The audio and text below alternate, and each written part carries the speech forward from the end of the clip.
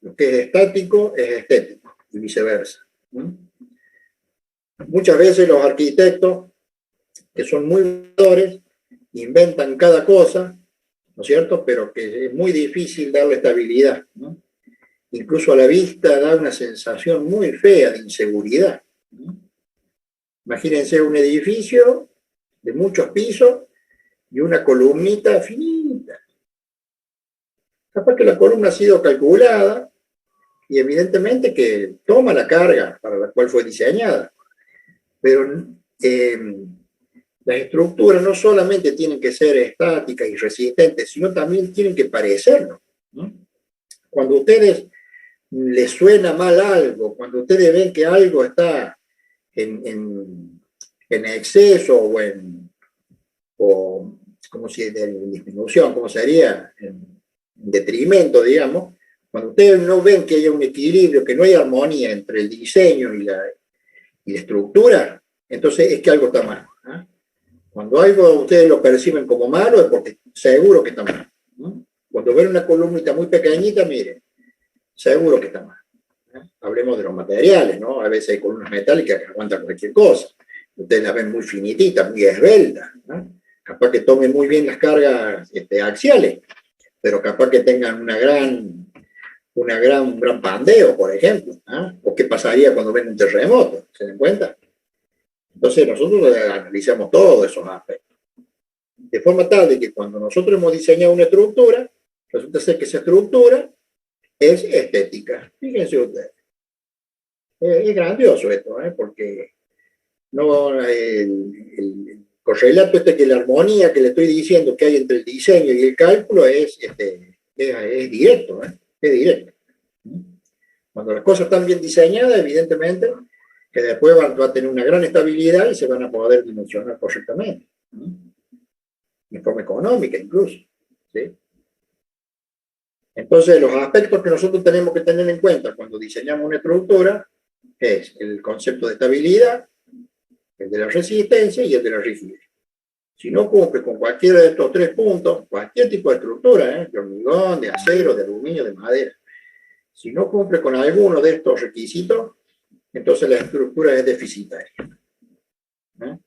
Y no solamente que va a ser deficitaria desde el punto de vista estructural, sino que también va a ser deficitaria desde el punto de vista de la arquitectura. Entonces, por eso es que los arquitectos tienen que conocer algo también de estructura, tienen que tener una idea básica de cuánto tiene que aguantar una columna, una viga, ¿no? A mí en general los arquitectos me dan el proyecto de arquitectura y yo, bueno, trato de forzar y respetar el diseño arquitectónico, pero muchas veces no se puede. Muchas veces hay que incorporarle una columna extra o aumentar los espesores de las losas para poder incorporar las vigas, ¿eh? Muchas veces soy yo el que les diseña grandes partes, unas partes arquitectónicas, pero porque son necesarias para la estructura, ¿eh? ¿Se dan cuenta? No es que el diseño arquitectónico está divorciado de la estructura, no, están íntimamente relacionados. La arquitectura y la estructura van de la mano, ¿eh? Entonces, por eso digo que muchas veces nuestros trabajos son de equipos, ¿no? Los arquitectos proponen una forma, el ingeniero los verifica, los ve, o de repente enseguida nomás uno le pega una mirada al diseño y dice, che, acá falta algo, pues esto me parece exagerado, ¿no? Luces muy grandes, ¿no? Los arquitectos creen que, por ejemplo, se puede hacer una losa de entrepiso del ancho que uno quiera. Y sí, lógicamente, pero ¿con qué espesor de losa? ¿Con qué espesor de las estructuras? ¿No? Entonces, muchas veces no es así, ¿viste? No es cualquier cosa. No es cualquier luz de cálculo, ni cualquier altura, ni cualquier espesor. No. Hay todo un correlato, una relación, ¿no? Entre la arquitectura y la estructura. Me ha tocado muchas veces tener que intervenir en los diseños con aplicaciones de elementos estructurales necesarios, adicionales, ¿no? Por ejemplo, hacen un entrepiso y lo calculan con 20 centímetros de espesor y para las luces que proponen, no da. Para cómo no les gusta poner vigas incorporadas en la losa o que tengan el nervio hacia abajo o hacia arriba, porque no se puede, o porque queda feo, o porque no se puede. Entonces eso hace bueno, que nos lleve a redimensionar los espesores, o sea, proponer espesores mayores, o si están exagerados, decirles, no, che, esto es muy gordo, lo hagamos más fino, que también tiene que ver con los pesos estructurales y con los costos, ¿no? En fin, cuando se hace un buen diseño arquitectónico acompañado de un buen diseño estructural, la estructura sale muy armónica y lógicamente el costo sería el lógico, el racional, el costo óptimo, ¿no? ¿Se dan cuenta?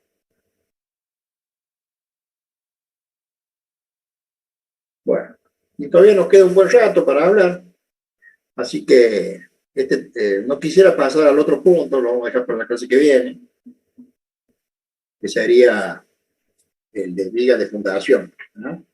La viga de fundación, la que ya hemos venido insinuando, no podemos soslayarla, esta que está acá, la viga de fundación, ¿no?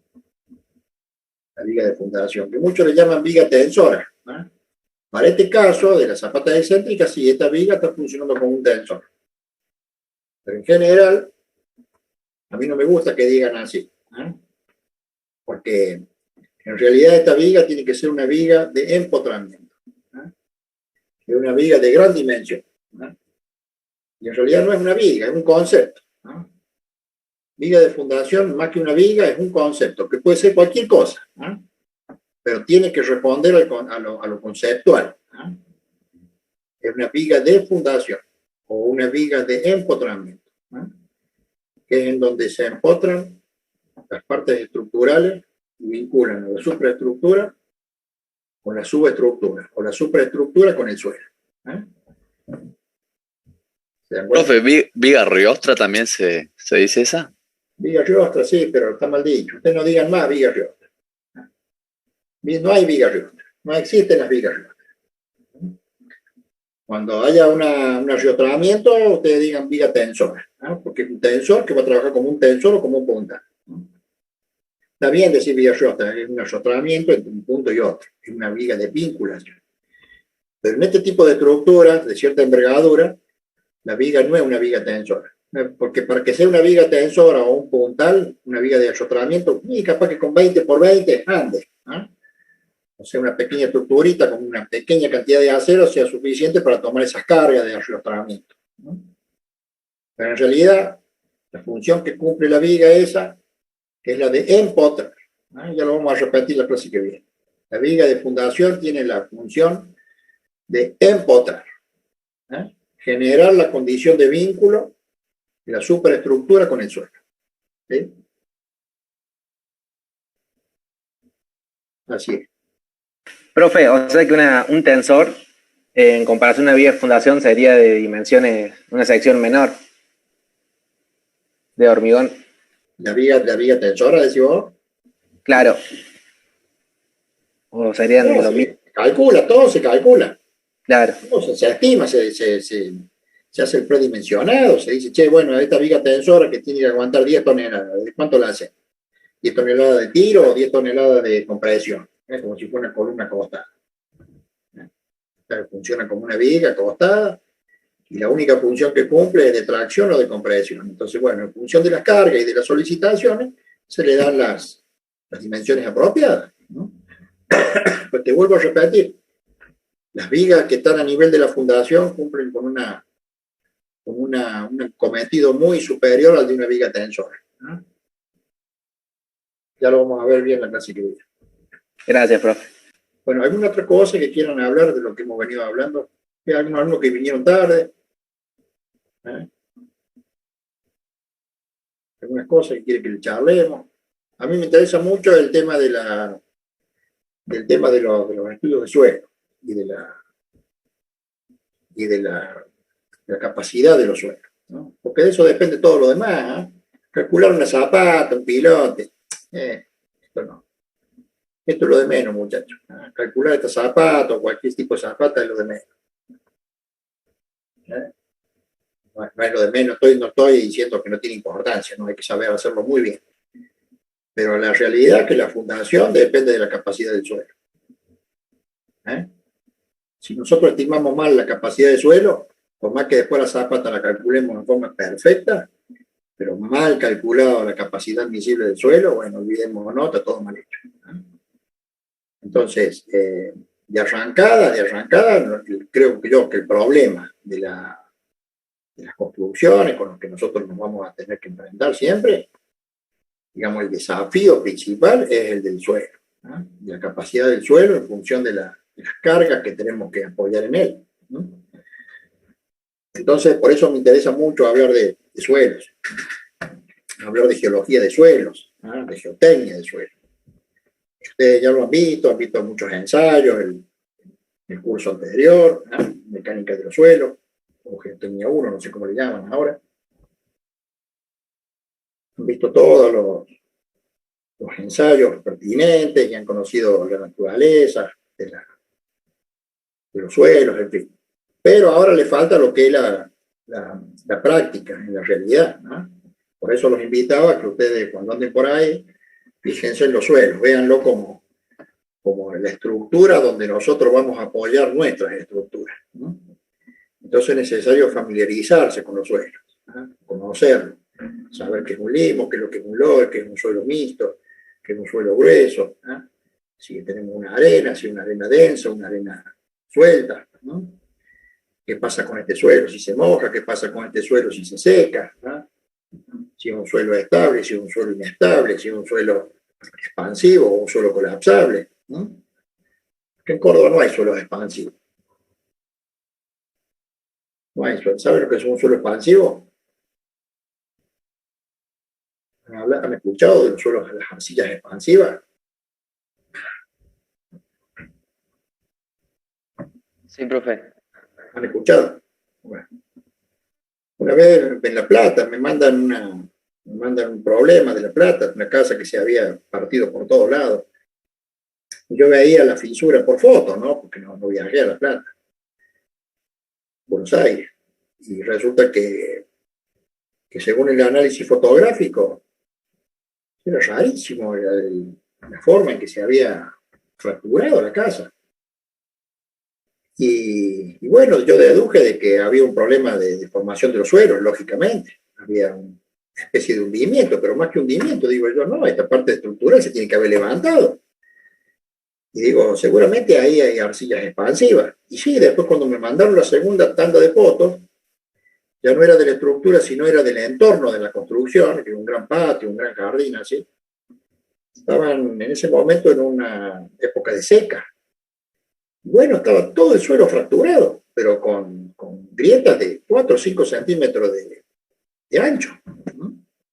Imagínense ustedes, un suelo que cuando se secó se contrajo. Y después cuando viene la lluvia se hidrata y se hincha, ¿no? Entonces ese era el problema que tenía ese edificio. Habían fundado a una cota de fundación en donde la fluctuación de la humedad, ¿no es cierto?, producía esas deformaciones en el suelo, ¿no? Bueno, para encarar ese tipo de problemas hay que tener una serie de precauciones. Fundación superficial. Pero nosotros acá en nuestro medio no tenemos problemas de arcillas expansivas, ¿no? Las arcillas expansivas está dentro de la categoría de los suelos estables, ¿no? ¿Se dan cuenta? Nosotros lo que tenemos acá en el sur de Córdoba son los suelos colapsables. Eso sí, seguramente todos han escuchado de hablar de los mallines, ¿no? Los famosos mallines, los famosos pozos, esos que se hacen cuando hay infiltraciones, ya sea por copiosas lluvias o por inundaciones, ¿no? Se hacen las carcavas esas importantes, ¿no? En la zona del canal Los Molinos Córdoba, para pasar por cerca de Altagracia, ahí Alto Fierro, no sé bien por dónde pasa, tuvieron graves problemas para la fundación del canal. ¿Vale? Así que en varias oportunidades se rompió, salió de servicio, tuvieron que cortar el flujo, hacer reparaciones de urgencia, porque es el canal que surte agua acá a la planta potabilizadora de la planta sur, ¿no? De la ciudad de Córdoba, ¿no? Tiene agua de los molinos. Y al pasar por esa zona de suelo colapsable, bueno, imagínense, una pequeña pérdida del canal o una inundación por lluvia hizo que se deteriorara y se viniera abajo la estructura del canal. Bueno, eso sí tenemos suelo colapsable, pero no en todo el sur de la ciudad de Córdoba, ¿eh? Hay suelos colapsables, así hay bolsones de suelo colapsable. Yo desgraciadamente no he accedido al mapa, la tipificación de los suelos de la zona, para saber exactamente en dónde están los suelos colapsables, ¿no?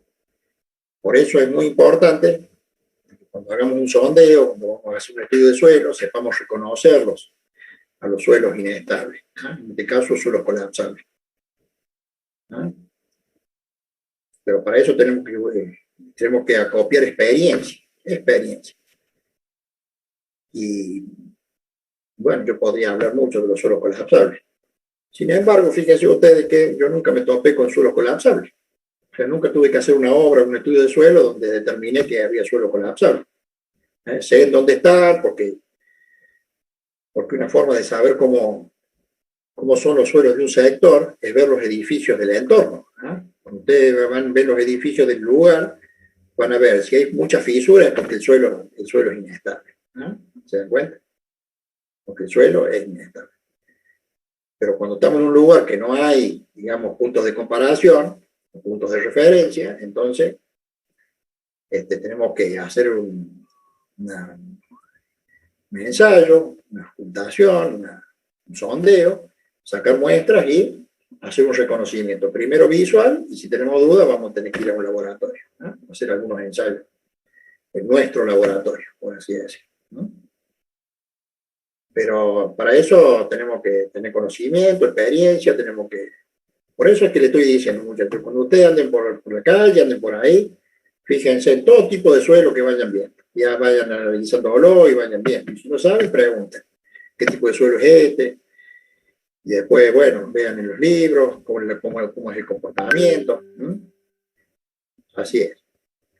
Normalmente yo los estudios de suelo los hago por tipificación. La determinación de la capacidad de los suelos lo hago por tipificación, más allá de que muchas veces he necesitado hacer algunos ensayos.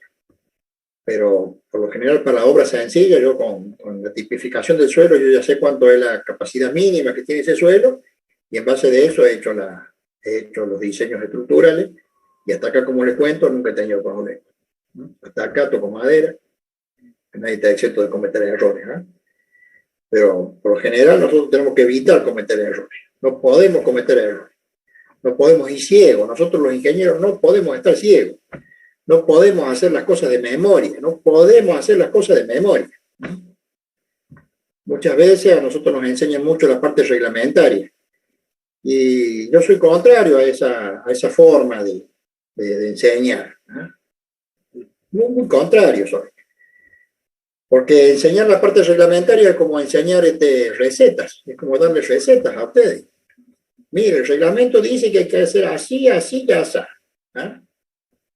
No, muchachos, eso es para una especie de comparación. Pero nuestros trabajos son racionales, nosotros tenemos que pensar. Para cómo los problemas que tenemos nosotros son tan simples, es simplemente el planteo de unas ecuaciones, pequeñas ecuaciones de equilibrio, cuentas aritméticas. Y no salimos de ahí. Entonces lo principal de todo es eso, es pensar, es razonar. Cuando nosotros razonamos y de ese razonamiento sale un trabajo, un diseño, un cálculo, entonces decimos, este es un cálculo racional. Pero si no hemos usado la razón, no es racional, es cualquier cosa. Si hacemos las cosas sin pensar, entonces no podemos decir que sea una cosa racional. Así es. Así que hay que pensar, muchachos. Y los reglamentos y todas esas cosas, sí, son recetas o son puntos de apoyo que podemos llegar a tener para tener puntos de comparación, qué sé yo, para ver si estamos bien encaminados, si estamos dentro de lo que exige la ley. Pero en general, somos nosotros los responsables. Somos nosotros. Una vez, hace muchos años, ¿qué año habrá sido? Año 90. En el año 90 me ponen de director técnico de una ampliación de una escuela. Yo tenía que generar los pliegos de la obra para que la provincia habilite una plata para poder construir esas aulas. Bueno, entonces, mire, ya teníamos creo que 10 días para presentar, si no se perdía el plazo, y entonces no se iban a poder hacer las aulas. Entonces, como me habían nombrado a mí con tanta premura, yo agarré y copié de otro pliego, imagínense, copié otro pliego de la provincia, le metí cualquier cosa. O sea, escribí cualquier cosa, y dije, las paredes van a ser así, las losas van a ser así, copiando de otro pliego, de otra obra. ¿No? Entonces, bueno, está bien, salió el crédito para hacer esa obra, pero cuando se hizo, no, yo no hice lo que decía el pliego, yo hice como se tenía que hacer. ¿Ah? Y entonces, bueno, el detalle que yo le quiero contar es el siguiente, resulta ser de que había casi unas losas muy amplias de 8 metros y pico por 8 metros y pico, 2 aulas creo que eran para primero y segundo grado, de esta escuelita, y lógicamente, imagínense, era una obra pública, una obra que requiere de gran seguridad, ¿no? Porque abajo va a haber 80 niños, imagínense, 40 niños por lo menos, por cada aula, una aula gigante, ¿eh? Con laboratorio, muy buen nivel. Entonces, cuando yo diseñé la losa, la diseñé armada en una sola dirección, porque era mucho más fácil de armado, y la liviané con molones de telgopor. En vez de meter casetones de cemento o ladrillos cerámicos, no, yo agarré y le metí molones de telgopor de la altura que me pedía el diseño, el cálculo. Y bueno, y así se hizo la losa. Bueno, pues ustedes saben que cuando se obra pública hay que pedir autorización para el hormigonado, cada etapa hay que pedir autorización. Se hace una orden de un pedido de servicio y bueno. Entonces viene el inspector de la provincia, del Ministerio de Desarrollo, y ya teníamos todo listo para empezar a llenar la losa. Entonces el arquitecto trepa la escalera, ¿no? Y cuando se asoma la cabeza por la losa, y claro, todo blanco. Imagínense, era todo telgopor. Parecía que estaba asomándose a la Antártida, digamos. El tipo se bajó, me firmó la autorización de hormigonado y se fue. Resulta ser que con el tiempo, el jefe de los inspectores me hace un reclamo a mí. Me dice, ¿quién te autorizó a vos a hacer una losa con telgopor si el pliego de especificaciones decía que vos ibas a usar molones de casetones de cemento? Entonces yo me enojé y le digo, mira, si esa estructura soy yo el que la calcula, soy yo el que la diseña y soy yo el que se hace responsable de las 80 o 100 vidas que van a estar debajo de esa losa, soy yo, entonces esa losa se hace como digo yo y no como dice el pliego. Me le enojé mal al tipo. Y me dice, lo que pasa es que el telgopor no está incluido dentro de los materiales aceptados para obras de la provincia. Y le digo, y así tampoco están aceptados, por ejemplo, las membranas asfálticas. En aquella época se había puesto de moda usar membranas asfálticas, esa con aluminio, ¿viste? Que tampoco estaban en los pliegos de materiales para obras de la provincia. Y le digo, pero vos sin embargo las usás, porque con eso le das solución a los problemas de infiltraciones a los techos de las escuelas. Entonces vos sí podés usar materiales que no están tipificados y yo no. ¿Pero quién sos vos? Le digo. Vos en vez de estarme criticando a mí, le digo que he hecho una obra que está, digamos, en la cresta de la tecnología, de la estructura. Vos deberías estar hablando con los diputados y senadores para que te cambien el pliego de materiales de la provincia, le digo. Entonces no usé más membranas, no usé más de estos materiales modernos, le digo. Claro, el pobre hombre, un arquitecto un poco más grande que yo en aquella época, nunca había visto una obra de telgopor. Nunca no la había visto. Yo creo haber sido uno de los primeros que usó el telgopor para aliviar las estructuras. Y bueno, pero después de ese año, después de esa losa que hice yo, y seguramente el telgopor se empezó a imponer y ahora fíjense que la mayoría de las obras se hace de esa forma. Pero en aquella época era tan novedoso. Bueno, pero la anécdota es la siguiente. Si yo me voy a hacer responsable, entonces la obra se hace como digo yo. Pero yo cuando digo que se hace así, es porque yo estoy seguro. Hago una obra racional. Nunca voy a hacer una obra en la que yo no haya hecho todas las verificaciones de resistencia, de capacidad y de carga. Siempre va a ser así. Nunca voy a dejar las cosas al azar ni voy a hacer las cosas de memoria, porque eso hacen lo que se guían por recetas y nosotros no nos guiamos por recetas, porque las obras de ingeniería son todas obras, son prototipos. Nosotros no trabajamos sobre modelos, nosotros trabajamos sobre prototipos. Son todas cosas inéditas, nunca antes hechas. Parecidas sí, pero todas diferentes. La geotecnia con más razón. Imagínense, si a mí me dicen hacerme un estudio de suelo para este lote y después quieren ampliar ese mismo estudio de suelo para el lote del lado, yo les digo no, porque de este lote al otro puede haber una gran diferencia. Además, si las estructuras son diferentes, si la arquitectura es diferente, evidentemente que la fundación va a ser diferente. Y para eso hay que hacer un estudio de suelo diferente, ¿no? ¿Se dan cuenta? No es copiando, es haciendo lo que hay que hacer. ¿Sí? Es haciendo lo que hay que hacer. Y hacer es eso, pensar, hacer las cosas y tener un criterio, ¿no?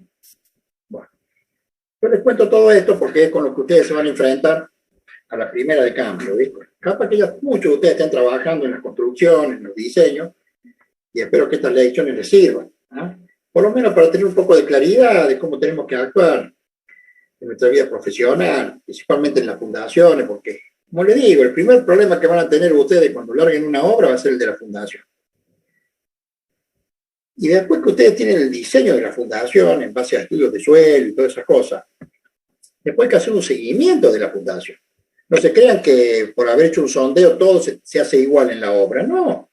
Capaz que esta columna la funde a 2 metros y aquella otra la tengan que fundar a 4 metros, ¿se dan cuenta? Porque en el sondeo me figuró a 2 metros en general, pero eso es indicativo nomás.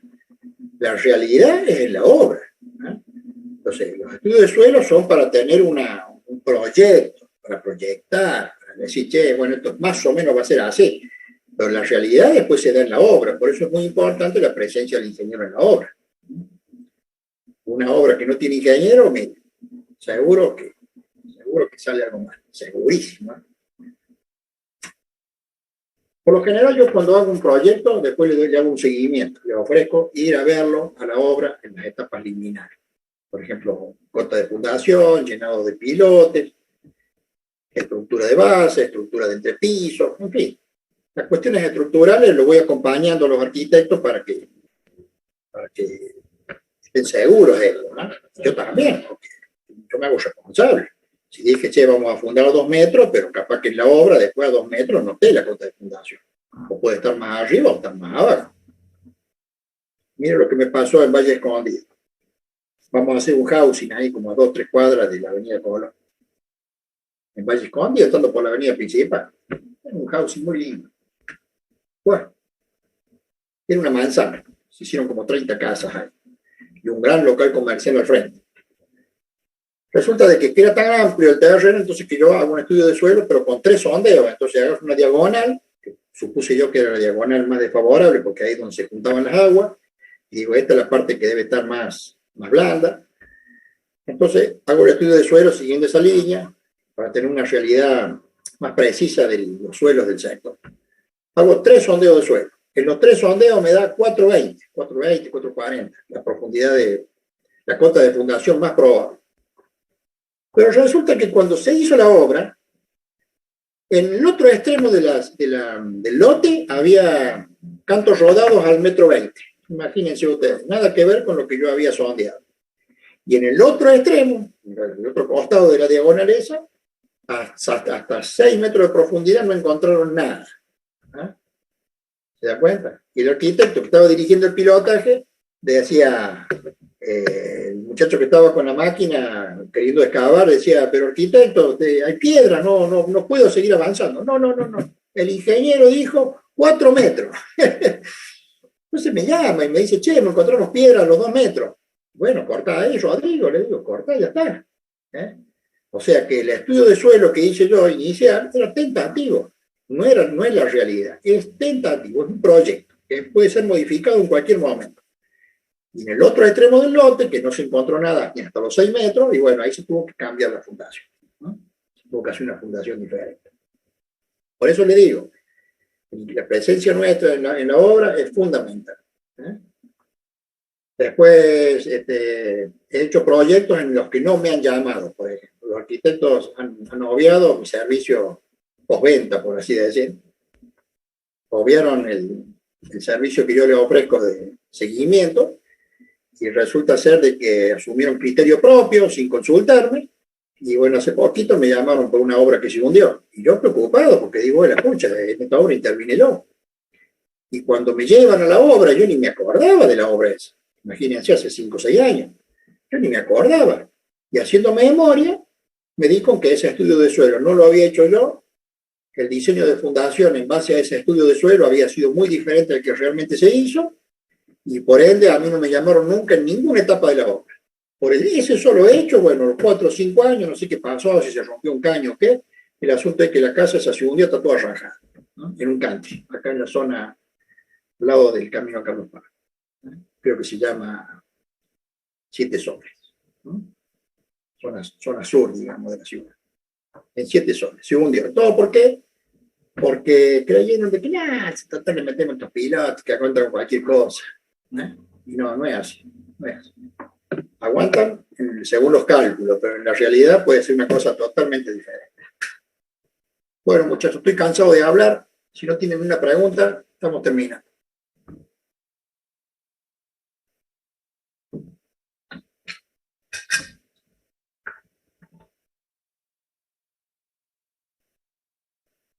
No tengo problema, me quedo, pero si no hay preguntas, nos vemos la semana que viene. Parece que no hay, profe. No hay preguntas.